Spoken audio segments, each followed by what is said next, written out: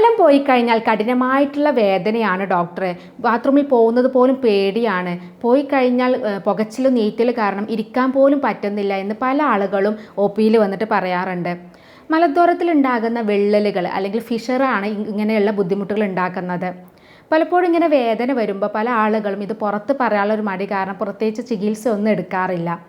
ഇപ്പോൾ ഫിഷർ എന്ന് പറയുന്നത് നമുക്കറിയാം മലദ്വാരത്തിൽ ഉണ്ടാകുന്ന വിള്ളലുകളാണ്. ഈ വിള്ളലുകൾ സർജറി ഇല്ലാതെ മാറ്റാൻ പറ്റുമോ? ഫിഷറുള്ള ആളുകൾ ശ്രദ്ധിക്കേണ്ട ഭക്ഷണ കാര്യങ്ങൾ എന്തൊക്കെയാണ്? അതുപോലെ തന്നെ ഫിഷറുള്ള ആളുകളിൽ ഫിസ്റ്റുല വരാനുള്ള സാധ്യതയുണ്ടോ? തുടങ്ങിയ കാര്യങ്ങളാണ് ഇന്ന് വീഡിയോയിലൂടെ പറയുന്നത്. ഞാൻ doctor Semiya, doctor Basil's homeo hospital, Pandikkad, Malappuram, Nadakkavu, Kozhikode. Anal Fisher എന്ന് പറയുന്നത് നമുക്ക് എല്ലാവർക്കും അറിയാം. ഇന്ന് മലദ്വാരത്തിൽ ഉണ്ടാകുന്ന വിള്ളലുകളാണ്. ഇന്ന് ഒരുപാട് പേരിൽ ചെറുപ്പക്കാർ മുതൽ മുതിർന്ന ആളുകളിലൊക്കെ സ്ത്രീകളിലും പുരുഷന്മാരിലും ഒരുപോലെ കാണുന്ന ഒരു അസുഖമാണ് ഈ വിള്ളലുകൾ വരുന്നത് എന്നത്. പലപ്പോഴും മലബന്ധമാണ് ഇതിന് പ്രധാനമായിട്ടുള്ള കാരണം വരുന്നത്.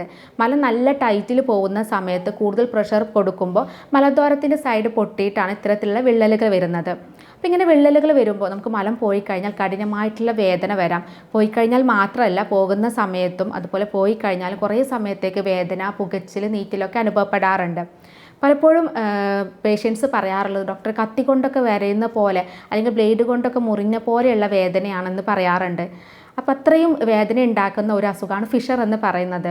ഇപ്പോൾ ഫിഷർ വരുമ്പോൾ പല ആളുകളും വിചാരിക്കുന്നത് പൈൽസ് കൊണ്ടാണ് ഇത്തരത്തിലുള്ള വേദന വരുന്നതെന്ന് വിചാരിക്കാറുണ്ട്. എന്നാൽ പൈൽസ് കൂടുതലും ബ്ലീഡിംഗ് ആണ് ഉണ്ടാക്കാറുള്ളത്. ഫിഷർ സംബന്ധമായിട്ട് രോഗങ്ങൾക്കാണ് ഇത്തരത്തിലുള്ള വേദന കൂടുതലായിട്ട് കണ്ടുവരുന്നത്. ഇതിൻ്റെ കൂടെ തന്നെ നമുക്ക് മലദ്വാരത്തിൽ നിന്ന് ബ്ലീഡിംഗ് ഉണ്ടാവും, ഈ മുറിവിൽ നിന്ന് ബ്ലഡ് വരാം. അതുപോലെ തന്നെ ഈ മലദ്വാരത്തിൻ്റെ ചുറ്റുഭാഗത്തും ചൊറിച്ചിൽ അനുഭവപ്പെടാറുണ്ട്. അതുപോലെ തന്നെ അവിടെ സ്കിൻ ടാഗ് വരാനുള്ള സാധ്യതയുണ്ട്. ഈ ഫിഷർ വരുന്ന ആളുകളിൽ അവിടെ മുറിവുകൾ വരുമ്പോൾ അവിടുത്തെ സ്കിന്ന് മസിൽസ് ലൂസായിട്ട് അത് പുറത്തേക്ക് തള്ളി നിൽക്കാറുണ്ട്. ഇതിന് സ്കിൻ ടാഗ് എന്നാണ് പറയാറുള്ളത്.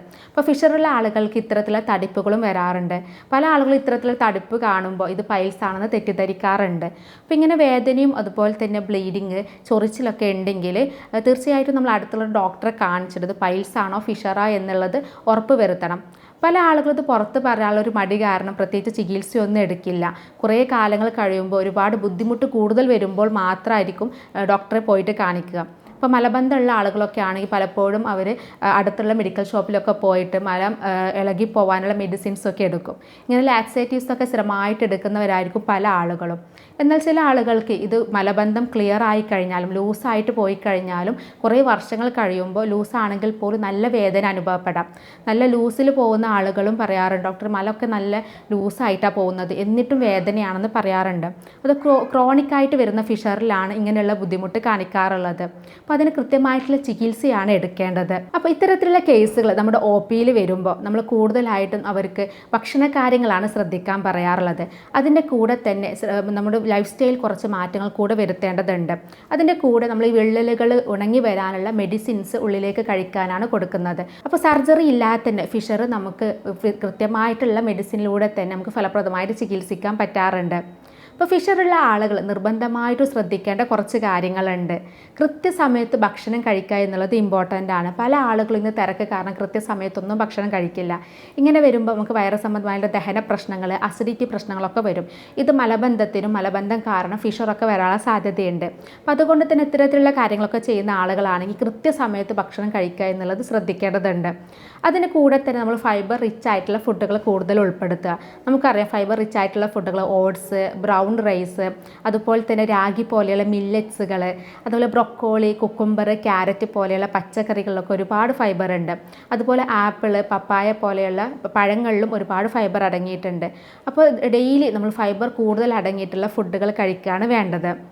അതുപോലെ തന്നെ നമ്മൾ കൂടുതലായിട്ട് വെള്ളം കുടിക്കണം. ധാരാളം വെള്ളം കുടിക്കുന്നത്, ഒരു 2-2.5 ലിറ്റർ ഡെയിലി കുടിക്കുന്നത് നല്ലതാണ്. കൂടുതലായിട്ട് വെള്ളം കുടിക്കുമ്പോൾ നമ്മുടെ ദഹനം കൃത്യമായിട്ട് നടക്കുകയും ഇത് മലബന്ധം പോലെയുള്ള ബുദ്ധിമുട്ടൊക്കെ കുറയ്ക്കുകയും അത് ഫിഷർ വരാതിരിക്കാൻ ഹെൽപ്പ് ചെയ്യുകയും ചെയ്യാറുണ്ട്. അതുപോലെ തന്നെ നാച്ചുറലായിട്ട് നമ്മുടെ സ്റ്റൂള് സോഫ്റ്റ് ചെയ്യുന്ന കുറച്ച് ഫുഡുകളുണ്ട്.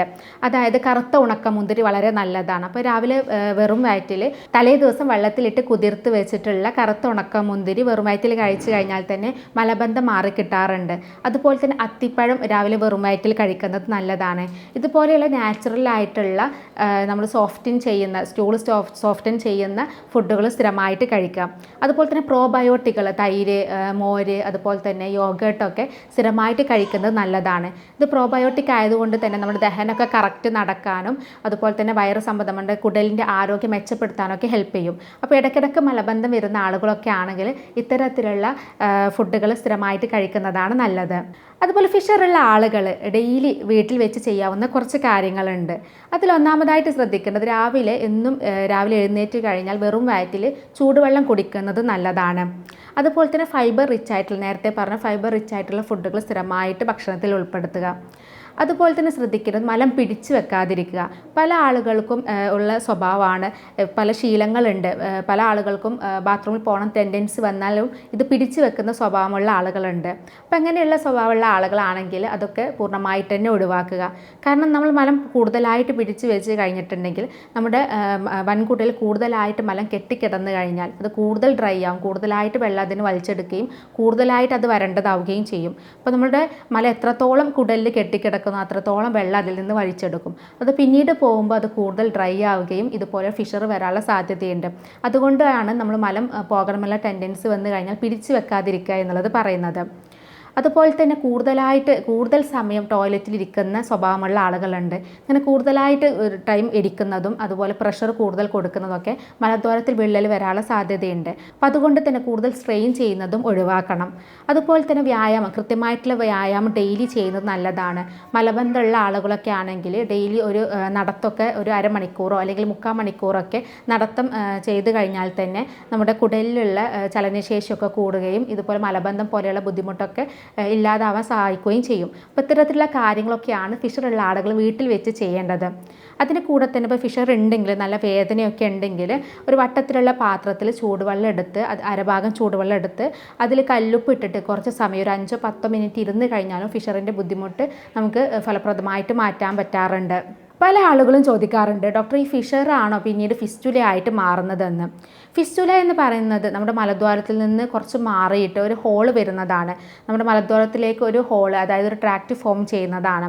ആ ഹോളിൻ്റെ ഭാഗത്ത് തടിപ്പ് വന്ന് അത് പൊട്ടിയിട്ട് പഴുപ്പ് നീരൊക്കെ പോകുന്ന ഒരു അവസ്ഥയാണ് ആനൽ ഫിസ്റ്റുല എന്ന് പറയുന്നത്. അപ്പോൾ ഈ ഫിഷറുള്ള ആളുകൾക്ക് ഫിസ്റ്റുല വരാനുള്ള സാധ്യത കൂടുതലാണ്. കാരണം ഈ മുറിവുള്ളത് കൊണ്ട് തന്നെ അവിടെ ഹോളായിട്ട് അവിടെ ട്രാക്റ്റ് ഫോം ചെയ്യാനുള്ള സാധ്യത വളരെ കൂടുതലാണ്. അപ്പോൾ അതുകൊണ്ട് തന്നെ അത് എല്ലാവരിലും വരണമെന്നില്ല.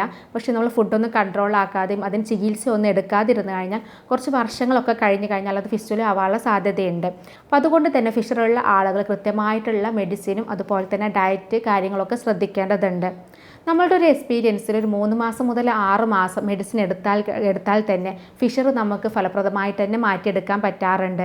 ഈ വിള്ളലുകൾ ഉണങ്ങി വരാനുള്ള മെഡിസിൻസാണ് നമ്മളിവിടെ തരുന്നത്. അതിൻ്റെ കൂടെ അവർ ശ്രദ്ധിക്കേണ്ട ഡെയിലി കഴിക്കേണ്ട ഫുഡുകൾ ഡയറ്റ് ചാർട്ടായിട്ട് നമ്മൾ കൊടുക്കാറുണ്ട്.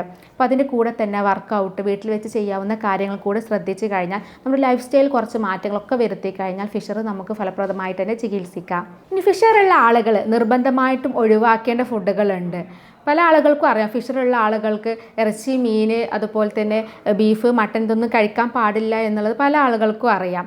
പല ആളുകളും പറയാറുണ്ട് ഇതൊന്നും കഴിക്കാതിരുന്നിട്ടും ഫിഷർ വരുന്നുണ്ട്, മലബന്ധം വരുന്നുണ്ട്, ഇതൊക്കെ കഴിക്കാതിരുത്തിട്ട് എത്രയോ വർഷങ്ങളായി എന്നിട്ടും മലബന്ധം മാറുന്നില്ല എന്ന് പറയാറുണ്ട്. നേരത്തെ പറഞ്ഞു ഫിഷർ വരാനുള്ള ഒരു പ്രധാന കാരണം മലബന്ധ എന്നുള്ളത് അല്ലേ. അപ്പോൾ മലബന്ധം വരാതിരിക്കാനുള്ള കുറച്ച് കാര്യങ്ങളാണ് നമ്മൾ ശ്രദ്ധിക്കേണ്ടത്. അപ്പോൾ മലബന്ധം നമുക്ക് പല കാരണങ്ങൾ കൊണ്ട് വരാം. നമ്മുടെ ദഹന പ്രശ്നങ്ങൾ കൊണ്ടാവാം, അല്ലെങ്കിൽ പൈൽസ് സംബന്ധമായിട്ടുള്ള എന്തെങ്കിലും പ്രശ്നങ്ങൾ കൊണ്ടാവാം, അല്ലെങ്കിൽ തൈറോയ്ഡ് പോലെയുള്ള അസുഖങ്ങൾ കൊണ്ടാവാം, അതല്ലെങ്കിൽ നമ്മുടെ ലൈഫ് സ്റ്റൈലിലുള്ള മാറ്റങ്ങൾ, ഇരുന്ന് ജോലി ചെയ്യുന്ന ആളുകളോ അതല്ലെങ്കിൽ നമ്മുടെ വ്യായാമക്കുറവൊക്കെ ഉള്ള ആളുകളോ അങ്ങനെയൊക്കെ ആണെങ്കിലാണ് ഈ മലബന്ധം വരാനുള്ള സാധ്യത. അപ്പോൾ പല ആളുകളും പറയാറുണ്ട്, ഡോക്ടർ വർഷങ്ങളായിട്ട് നോൺ വെജുകളൊന്നും കഴിക്കുന്നില്ല, കൂടുതലും പച്ചക്കറികളാണ് കഴിക്കുന്നത്, എന്നിട്ടും മലബന്ധം മാറുന്നില്ല എന്ന് പറയാറുണ്ട്. അപ്പോൾ ഇതൊക്കെ ശ്രദ്ധിച്ചിട്ടും മലബന്ധം വേറെ എന്തെങ്കിലും കാരണങ്ങൾ വരുന്നതെന്ന് ചെക്ക് ചെയ്യണം. നമ്മുടെ മലദ്വാരത്തിൽ പൈൽസ് ഉണ്ടെങ്കിൽ നരമ്പുകൾ വരാനുള്ള സാധ്യതയുണ്ട്. അസിഡിറ്റി പ്രശ്നങ്ങൾ, ദഹന നമ്മുടെ കുടലിലുണ്ടെങ്കിൽ, നമ്മുടെ വയറിൽ അസിഡിറ്റി പ്രോബ്ലംസ് ഒക്കെ ഉണ്ടെങ്കിലും മലബന്ധം വരാനുള്ള സാധ്യതയുണ്ട്. അതുപോലെ തൈറോയ്ഡ് രോഗികൾ, ഹൈപ്പോതൈറോയിഡ്സ് ഉള്ള രോഗികളും മലബന്ധം വരാനുള്ള സാധ്യതയുണ്ട്. അപ്പോൾ ഇങ്ങനെയുള്ള ആളുകൾ എന്തുകൊണ്ടാണ് മലബന്ധം എന്ന് വരുന്നതെന്ന് നോക്കിയിട്ട്, ഇപ്പോൾ തൈറോയ്ഡ് സംബന്ധമായ പ്രശ്നങ്ങൾ കൊണ്ടൊക്കെയാണ് എങ്കിൽ അതിന് കൃത്യമായിട്ടുള്ള മെഡിസിൻ എടുക്കുക. അതുപോലെ തന്നെ ദഹന പ്രശ്നങ്ങൾ കൊണ്ടാണെങ്കിൽ അതിന് കൃത്യമായിട്ടുള്ള മരുന്നുകൾ എടുത്തു കഴിഞ്ഞാൽ തന്നെ മലബന്ധം നമുക്ക് മാറ്റിയെടുക്കാൻ പറ്റും. അപ്പോൾ ചില ആളുകൾ പറയാറുണ്ട് ഈ ഫുഡൊക്കെ കഴിച്ചിട്ട് മലബന്ധം മാറാത്തത് എന്തുകൊണ്ടാണെന്ന് ചോദിക്കാറുണ്ട്. പറയാറുണ്ട്. അത് ഇത്തരം കാരണങ്ങൾ കൊണ്ടാവാം, ഫുഡിൻ്റെ പ്രശ്നങ്ങൾ കൊണ്ട് മാത്രമല്ല നമുക്ക് മലബന്ധം വരുന്നത്. അതുപോലെ തന്നെ ഇരുന്ന് ജോലി ചെയ്യുന്ന ആളുകളൊക്കെ ആണെങ്കിൽ സ്ഥിരമായിട്ട് വ്യായാമം ചെയ്യുന്നത് നല്ലതാണ്. ഇത്തരത്തിലുള്ള ആളുകൾക്ക്, ഇരുന്ന് കൂടുതൽ ജോലി ചെയ്യുന്ന ആളുകൾക്ക് കുടലിൻ്റെ ചലനശേഷിയൊക്കെ കുറവ് ആയത് കാരണം തന്നെ മലബന്ധം വരാനുള്ള സാധ്യതയുണ്ട്. അപ്പോൾ മലബന്ധം ഇല്ലാതിരിക്കാൻ വേണ്ടിയിട്ട് ഇത്തരം കാര്യങ്ങൾ കൂടെ ഒന്ന് ശ്രദ്ധിക്കണം. അതിൻ്റെ കൂടെ നേരത്തെ പറഞ്ഞ ഫൈബർ റിച്ച് ആയിട്ടുള്ള ഫുഡുകൾ കൂടുതലായിട്ട് കഴിച്ചു കഴിഞ്ഞാൽ തന്നെ നമുക്ക് മലബന്ധം മാറ്റിയെടുക്കാൻ പറ്റും. അതിൻ്റെ കൂടെ ഫിഷറും തന്നെ നമുക്കിതിൻ്റെ കൂടെ തന്നെ മാറ്റിയെടുക്കാൻ പറ്റാറുണ്ട്. ഫിഷറുള്ള പല ആളുകളും പറയാറുണ്ട്, ഡോക്ടറെ ഇറച്ചി മീനൊക്കെ കഴിച്ചിട്ട് ഒരുപാട് നാളായി എന്നുള്ളത്. പല ആളുകൾക്കും അറിയാം ഫിഷർ വന്നു കഴിഞ്ഞിട്ടുണ്ട് ഇത്തരത്തിലുള്ള ഫുഡുകളൊന്നും കഴിക്കാൻ പാടില്ല എന്നുള്ളത്. അപ്പോൾ ഇത്തരത്തിൽ എന്തൊക്കെ ഫുഡുകളാണ് ഫിഷറുള്ള ആളുകൾ ഒഴിവാക്കേണ്ടത് എന്നുള്ളത് നോക്കാം. കൂടുതലായിട്ട് വറുത്തതും പൊരിച്ചതുമായിട്ടുള്ള ഫുഡുകളാണ് ഒഴിവാക്കേണ്ടത്. ഇപ്പോൾ നോൺ വെജൊക്കെ കഴിക്കുകയാണെങ്കിൽ തന്നെ നമ്മൾ പൂർണ്ണമായിട്ട് ഒഴിവാക്കേണ്ടതില്ല, നമ്മൾ കൺട്രോൾ ആക്കുക. നമ്മളിപ്പോൾ വീക്കിലി വൺസൊക്കെ കഴിച്ചിരുന്ന ആളുകളാണെങ്കിൽ എപ്പോഴെങ്കിലും 2 ആഴ്ച കൂടുമ്പോഴോ അല്ലെങ്കിൽ മാസത്തിലൊരു ദിവസമൊക്കെ ആയിട്ട് അത് കുറച്ച് കൊണ്ടുവരിക.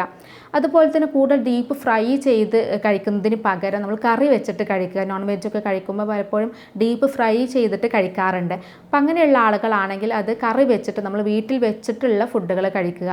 അതുപോലെ പുറത്തുനിന്നുള്ള നോൺ വെജ് ഐറ്റംസുകളും ഫാസ്റ്റ് ഫുഡ് കാര്യങ്ങളൊക്കെ പൂർണ്ണമായിട്ട് തന്നെ ഒഴിവാക്കുക. അതുപോലെ തന്നെ നമുക്കറിയാം മൈദയുടെ സാധനങ്ങൾ ഒരുപാട് പേര് യൂസ് ചെയ്യുന്നതാണ്. White bread, noodles, pasta. Maida എന്ന് പറയുന്നത് തീരെ ഫൈബർ കണ്ടൻറ്റ് ഇല്ലാത്ത ഫുഡാണ്. അപ്പോൾ സ്ഥിരമായിട്ട് ഇങ്ങനെ മൈദയുടെ ഫുഡ് കഴിക്കുന്ന ആളുകളാണെങ്കിൽ അത്തരം ഫുഡുകൾ പൂർണ്ണമായിട്ട് തന്നെ ഒഴിവാക്കുക. അതുപോലെ തന്നെ സോഫ്റ്റ് ഡ്രിങ്ക്സ്, അതുപോലെ ചായ, കാപ്പിയൊക്കെ കൂടുതലായിട്ട് കുടിക്കുന്ന ആളുകളാണെങ്കിൽ ഈ ഫുഡുകളും കൺട്രോൾ ആക്കുക. അപ്പോൾ ഇത്തരത്തിലുള്ള കാര്യങ്ങൾ കൂടെ ശ്രദ്ധിച്ച് കഴിഞ്ഞിട്ടുണ്ടെങ്കിൽ നമ്മൾ അതിൻ്റെ കൂടെ ട്രീറ്റ്മെൻറ്റും കൂടെ ഉണ്ടെങ്കിൽ നമുക്ക് ഫിഷർ ഫലപ്രദമായിട്ട് തന്നെ ചികിത്സിക്കാം. ഇനി ഇതുമായി ബന്ധപ്പെട്ട് എന്തെങ്കിലും സംശയങ്ങൾ ഉണ്ടെങ്കിൽ താഴെ കാണുന്ന നമ്പറിൽ കോൺടാക്റ്റ് ചെയ്യാവുന്നതാണ്. സ്നേഹത്തോടെ doctor Semiya, doctor Basil's homeo hospital, Pandikkad, Malappuram, Nadakkavu, Kozhikode.